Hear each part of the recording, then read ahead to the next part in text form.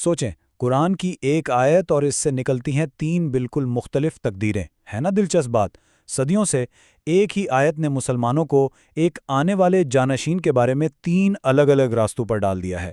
آئیے آج اس میں گہرائی سے اترتے ہیں اور دیکھتے ہیں کہ آخر یہ ہوا کیسے۔ تو ہمارا سفر کچھ اس طرح کا ہوگا۔ سب سے پہلے ہم قرآن کے اس خاص وعدے کو دیکھیں گے، پھر ہم ایک ایک کر کے ان تینوں الگ الگ تشریحات کا جائزہ لیں گے، اور آخر میں ہم اس سوال کا جواب تلاش کرنے کی کوشش کریں گے کہ بھئی ایک ہی آیت سے اتنے مختلف معنی آخر نکلتے کیسے ہیں۔ تو چلیے شروع کرتے ہیں اصل ماخذ سے، یعنی قرآن پاک میں بیان کیے گئے اس ایک طاقتور الہی وعدے سے۔ اب دیکھیں، یہ آیت ایمان والوں کو جانشینی اور امن کا ایک زبردست وعدہ دے رہی ہے، لیکن یہ وعدہ ہے کیا؟ اس کی نوعیت کیا ہے؟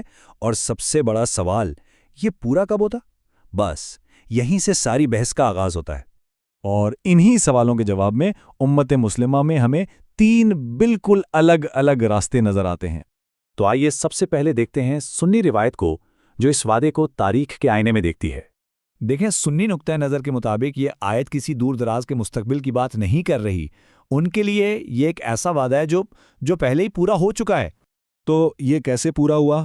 ان کے مطابق یہ وعدہ تو شروع کے خلفائے راشدین یعنی حضرت ابو بکر، حضرت عمر اور حضرت عثمان کے دور میں ہی پورا ہو گیا۔ مطلب یہ تھا کہ ایمان والے حکمران بنیں گے اور زمین پر امن قائم کریں گے، اور یہ ان مخلص مومنین کے لیے اللہ کا انعام تھا جو شرک نہیں کرتے تھے۔ تو اس نظریے کے مطابق یہ آیت تاریخ کا ایک باب ہے، اس سے بعد میں آنے والی کسی مسیحائی شخصیت کی طرف کوئی اشارہ نہیں ملتا۔ اچھا، یہ تو تھا ایک نقطہ نظر۔ اب آتے ہیں ایک دوسری تشریح کی طرف۔ یہاں بھی ایک فتح کا ذکر ہے، لیکن یہ وہ فتح ہے جو ابھی آنی باقی ہے۔ تو اثنا عشری شیعہ نقطہ نظر کے مطابق اس آیت کی جو حتمی تکمیل ہے نا، وہ مستقبل میں ہوگی۔ کب؟ جب 12ویں امام یعنی امام مہدی واپس آئیں گے۔ تو یہ وعدہ آخر زمانے میں پیش آنے والے ایک بہت بڑے واقعے کی طرف اشارہ کر رہا ہے، جس کی قیادت پیغمبر کے خاندان کی ایک شخصیت کرے گی۔ تو اس نظریے کا محور کیا ہے؟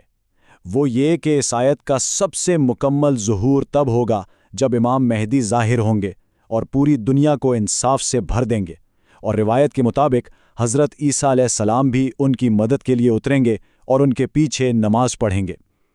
تو یہ ساری بات امامت کے تصور سے جڑی ہوئی ہے، یعنی روحانی قیادت، اور یہ مستقبل کے لیے ایک بہت بڑی امید ہے۔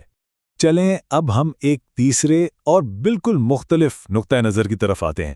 یہ نظریہ اس پیشین گوئی کو ہمارے قریب کے زمانے یعنی ایک جدید دور میں پورا ہوتا ہوا دیکھتا ہے۔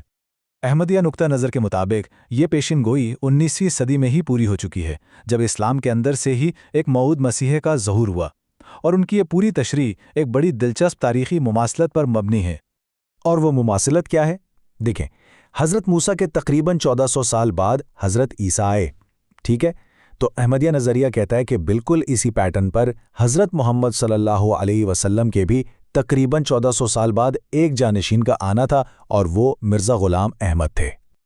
اور ان کے استدلال کا ایک بہت اہم نقطہ قرآن کے ایک لفظ منکم پر ہے، یعنی تم میں سے۔ ان کی تشریح یہ ہے کہ اس کا مطلب صاف ہے، جو بھی موعودہ جانشین آئے گا وہ آسمان سے نہیں اترے گا، بلکہ وہ مسلم کمیونٹی کے اندر ہی پیدا ہوگا۔ تو یہ ایک لفظ منکم ان کے عقیدے کی بنیاد بن جاتا ہے۔ اچھا، یہ بحث اور بھی زیادہ دلچسپ اور گہری ہو جاتی ہے جب ہم ایک خاص حدیث کو دیکھتے ہیں، ایک ایسی حدیث جسے تینوں گروہ اپنے اپنے موقف کو ثابت کرنے کے لیے ایک بڑے ثبوت کے طور پر پیش کرتے ہیں۔ حدیث ہے، تمہارا کیا حال ہوگا جب ابن مریم تمہارے درمیان نازل ہوں گے اور تمہارا امام تم میں سے ہوگا۔ اب اس میں یہ جو آخری حصہ ہے نا، اماموں کو منکم، یعنی تمہارا امام تم میں سے، بس یہی وہ جملہ ہے جو تین بالکل مختلف نظریات کی بنیاد بن گیا ہے۔ تو اب ذرا دیکھیں کہ اس کی تشریح کیسے کیسے کی جاتی ہے۔ سنی نقطہ نظر کہتا ہے کہ امام خود حضرت عیسیٰ ہی ہوں گے، جو واپس آ کر امت کی قیادت کریں گے۔ شیعہ نقطہ نظر کے مطابق بنیادی امام تو مہدی ہوں گے اور حضرت عیسیٰ ان کی حمایت کریں گے، ان کی پیروی کریں گے۔ اور احمدیہ نقطہ نظر یہ کہتا ہے کہ تم میں سے کا مطلب ہے کہ امام کو اسی کمیونٹی میں ایک مسلمان کے طور پہ پیدا ہونا ہے جو ایک نیا موجودہ مسیح ہوگا۔ تو دیکھیں، ایک ہی جملہ اور تین بالکل الگ الگ دعوے۔ تو ان سب سے ہم کیا نتیجہ نکال سکتے ہیں؟ آخر الہامی کتابوں میں اس طرح کے اختلاف کیوں پیدا ہوتے ہیں؟ اگر ہم اس کو سمیٹیں تو قرآنی آیت پر جو بنیادی اختلاف ہے نا، وہ بس اس ایک بات پر ہے کیا یہ وعدہ تاریخ میں ایک بار پورا ہو کے ختم ہو گیا جیسا کہ سنی نظریہ ہے، یا پھر یہ ایک نبوتی سائیکل ہے، ایک پیٹرن ہے جو 1400 سال بعد دوبارہ پورا ہوا جیسا کہ احمدیہ نظریہ کہتا ہے؟ اور یہیں سے ہمیں تشریح یعنی انٹرپریٹیشن کی طاقت کا اندازہ ہوتا ہے۔ دیکھیں، ایک ہی مقدس متن ہے، لیکن اس کی تشریح سے ایک کمیونٹی اپنے ماضی کی تعریف کرتی ہے، جیسے خلفاء کے بارے میں سنی نظریہ۔ دوسری کمیونٹی اپنے مستقبل کی امید بناتی ہے، جیسے امام مہدی کے بارے میں شیعہ نظریہ۔ اور تیسری کمیونٹی اپنی موجودہ حقیقت کو سمجھتی ہے، جیسے ایک جدید مسیح کے بارے میں احمدیہ نظریہ۔